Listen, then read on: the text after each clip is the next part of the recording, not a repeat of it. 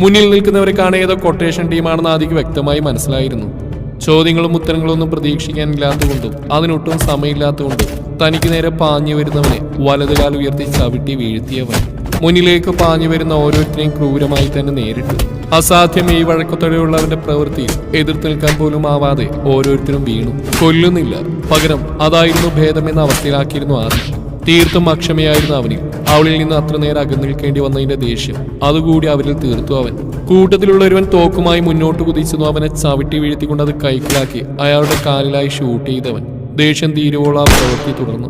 എല്ലാത്തിനോടുകൾ അലസമായി കിടക്കുന്ന മുടിഴകളിൽ വിരലോടിച്ച് മുഖമൊന്ന് അമർത്തി തുടച്ചുകൊണ്ട് കാറിനരികിലേക്ക് വന്നതും തുറന്നു കിടക്കുന്ന ബാക്ക് ഡോർ കണ്ട് ആദ്യം ശരിക്കും ഭയന്നു. അപ്പൂ! പതിയെ വിളിച്ചുകൊണ്ട് ചുറ്റും മിഴികൾ പായിക്കുമ്പോൾ അത്ര നേരം തോന്നാതിരുന്ന ഭയം അവനിൽ നിറഞ്ഞു. അവളെവിടെ? മുൻ സീറ്റിൽ ആദിയുടെ പ്രകടനം കണ്ട് പകച്ചിരിക്കുന്ന ഡ്രൈവറോടായി അലറിക്കൊണ്ട് ചോദിക്കുമ്പോൾ അയാൾ ഒരു ഞെട്ടിലോട് അവന് നോക്കി. എന്റെ പെണ്ണെവിടെ? ദേഷ്യവും സങ്കടവും എല്ലാം കൂടി ചേർന്ന അവസ്ഥയിലായിരുന്നു ആദി. അറിയില്ല സാറേ, ഇവിടെ ഉണ്ടായിരുന്നു. ഭയന്ന് വിറച്ചുകൊണ്ട് അയാൾ പറയുമ്പോൾ ആദി പൂർണ്ണമായും തകർന്നു പോയിരുന്നു. അവളുടെ പേരും അലറി വിളിച്ചുകൊണ്ട് അവൻ ആ റോഡ് മുഴുവൻ അവളെ തെരഞ്ഞു. തീർത്തും ഭ്രാന്തമായ അവസ്ഥയിലായിരുന്നു ആദി ഓരോ നിമിഷവും. തന്റെ കൈക്കുള്ളിൽ ഒതുങ്ങിയ പെണ്ണിനെ ഓർക്കും തോറും സമനില തെറ്റുന്ന പോലെ. എന്ത് ചെയ്യണമെന്നോ എവിടേക്ക് പോയി തിരക്കണമെന്നോ അറിയാത്തൊരവസ്ഥ. സാറേ, അത് ചിലപ്പോ പേടിച്ച് ഓടിപ്പോയതാവും സാറേ. ആദിയുടെ അവസ്ഥയിൽ ഭയത്തിനോടൊപ്പം സഹതാപം കൂടി തോന്നിയ ഡ്രൈവർ പറഞ്ഞതും അടക്കാനാവാത്തത്ര ദേഷ്യവും സങ്കടവും തോന്നിയവന്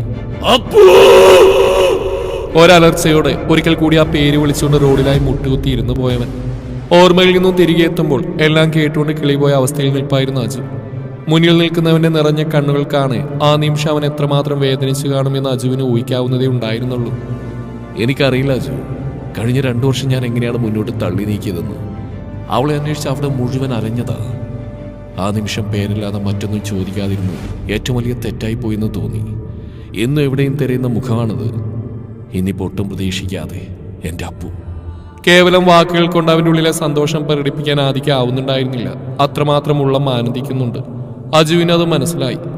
ഒരുപക്ഷെ ആദ്യം ഒരിക്കൽ പോലും ഇത്ര സന്തോഷത്തോടെ കണ്ടിട്ടില്ലെന്ന് അജു ഓർത്തു.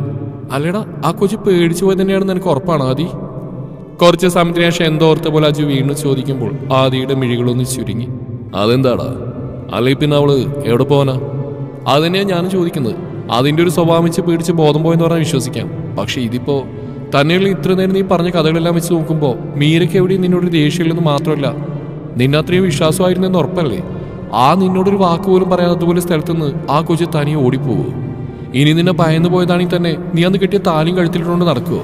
തന്നെയല്ല, ഞാൻ ഈ റൂമിലേക്ക് വന്നപ്പോൾ എന്നെ കണ്ട് പേടിച്ച് നിന്റെ അരികിലേക്ക് ഓടി വന്നവളല്ലേ? അതെല്ലാം വെച്ച് നോക്കുമ്പോൾ അന്ന് നീ അറിയാതെ എന്തോ സംഭവിച്ചിട്ടുണ്ട് ആദി. അജു കാര്യമായി തന്നെ പറഞ്ഞു നിർത്തുമ്പോഴാണ് ആദ്യം അതൊക്കെ ഒന്ന് റീവൈൻഡ് ചെയ്ത് ഓർക്കുന്ന പോലും. അല്ലെങ്കിലും അത്രയൊന്നും ചിന്തിക്കാനുള്ള മാനസികാവസ്ഥയിലായിരുന്നില്ലല്ലോ അവൻ. അവളെ നഷ്ടപ്പെട്ട വേദന മാത്രമായിരുന്നു ഉള്ളിൽ. ഒപ്പം ആ ഡ്രൈവർ കൂടി അങ്ങനെ പറഞ്ഞതും അവളുടെ പേടിയും ഓർക്കെ ഭയന്ന് ഓടിപ്പോയതാണെന്ന് വിചാരിച്ചു. ആദ്യ അസ്വസ്ഥതയോടെ മുടിയിൽ വിരലോടിച്ചു. നീ ചോദിച്ചില്ല അവളോട്? ഇല്ലടാ, അതൊന്നും ചോദിക്കാൻ. അതൊക്കെ ചോദിക്കാൻ എവിടെയാ നേരം അല്ലേ? കളിയോടെ ചോദിക്കുന്നവൻ ആദ്യം പല്ലി അടിച്ചുകൊണ്ട് നോക്കി വെച്ചേക്കാൻ ഡീസൻ്റായി. അല്ല, ഇനി എന്താ പരിപാടി? ഇവിടെ പറയണ്ടേ? വേണ്ട. പറയാതെ പിന്നെ ഇപ്പൊ തന്നെ മാധവാംഗിയുടെ ബ്രദറിന്റെ മോളുടെ പ്രപ്പോസൽ വന്നിട്ട് നിനക്ക്. Excuse me, are you kidding? അങ്ങനെ ഒരു സംഭവം ഉണ്ട്. അന്ന് നീ മീരയായിട്ട് വന്നില്ലേ? നിന്നോട് പറയാൻ വെയിറ്റ് ചെയ്തിരിപ്പായിരുന്നു എല്ലാവരും. പിന്നെ ഈ മീരയുടെ ഇഷ്യൂ ഉള്ളതുകൊണ്ട് പറയാൻ പറ്റിയില്ല. എന്നോട് ചോദിക്കാതെ എന്റെ മാരേജ് തീരുമാനിക്കാം. ഇവിടെ ആരും നിൽക്കേണ്ട വെച്ചു. സമയം പോലെ നീ അത് പറഞ്ഞേക്ക് എല്ലാവരോടും. അതെ, ഇനിയിപ്പോ എന്ത് പറയാനാ? കെട്ടും കഴിഞ്ഞ് 2 കൊല്ലമായിരുന്നു ഇവിടെ ഉള്ളവർക്ക് അറിയുമ്പോ ആരുടെയൊക്കെ ബോധം പോകുന്ന എന്റെ ആലോചന. അജു എന്തോർത്ത പോലെ പറഞ്ഞതും ആദിയുടെ ചുണ്ടിലെ ഒരു പുഞ്ചിരി വിരിഞ്ഞു. നീ ഇങ്ങനെയൊക്കെ ചിരിക്കോടാ ആദി? വിടർന്ന മിഴികളോട് അജു വിശ്വസിക്കാനാവാതെ ചോദിച്ചു പോയി. Meera is very lucky. ഈ ജഗത്താന്റെ പ്രണയം സ്വന്താക്കാനായില്ലേ? അജു വീണ്ടും പറഞ്ഞതും ആദ്യം ഒന്ന് ചിരിച്ചു. ശരിക്കും ഞാനല്ലേടാ ലക്കി. എന്റെ അപ്പൂനെ എനിക്കല്ല കിട്ടിയത്, എന്റെ പാവം കിളിക്കുഞ്ഞ്. ആ ഒരുവളുടെ ഓർമ്മയിൽ ചുണ്ടിലെ ചിരി മായാ തന്നെ ആദി പറയുമ്പോൾ അജുവിന് ഒരുപാട് സന്തോഷമായിരുന്നു ആദിയുടെ മാറ്റം. അതിന് കാരണം ആ പെൺകുട്ടി മാത്രമാണെന്ന് ഓർക്കെ അവനും അതിയായ സ്നേഹം തോന്നി അവളോട്. സീതാമ്മയ്ക്കൊപ്പം താഴേക്ക് നടക്കുമ്പോഴും അവളുടെ ചിന്തകൾ പല വഴി പാഞ്ഞു. ഇനി ഒരിക്കലും കാണരുതെന്ന് ആഗ്രഹിച്ചവനാണ് മുന്നിൽ. ആദ്യമായി മീരയുടെ ഹൃദയം കീഴടക്കിയവൻ, തൻ്റെ അപ്പയെപ്പോലെ തന്നെ ചേർത്ത് പിടിച്ചവൻ, ഒരു രാത്രി മുഴുവൻ ഒരുമിച്ചുണ്ടായിട്ടും തെറ്റായ കണ്ണിലൂടെ തന്നെ നോക്കാതിരുന്നവൻ. മനോഹരമായ ചിത്രം പോലെ അവൾക്കുള്ളിലൂടെ ആ നിമിഷങ്ങൾ അത്രയും കടന്നുപോയി. ഒരുപക്ഷെ അത്രമേൽ സമാധാനത്തോടെ താൻ ഉറങ്ങിയത് അന്നാവും, ആ നെഞ്ചിലാവും. അടക്കാനാവാത്ത സങ്കടം തോന്നിപ്പോയവൾക്ക് ഹൃദയം അവനു വേണ്ടി അലമുറ കൂട്ടുമ്പോൾ ഒരിക്കലും തനിക്ക് അവനോട് ചേരാനാവില്ലെന്ന് ബുദ്ധി ശാഠ്യം പിടിച്ചു. അത്രയേറെ ആഗ്രഹമുണ്ടായിട്ടും ആവില്ല. തന്റെ വിധിയാണിത്, ശാപം കിട്ടിയ ജീവിതം.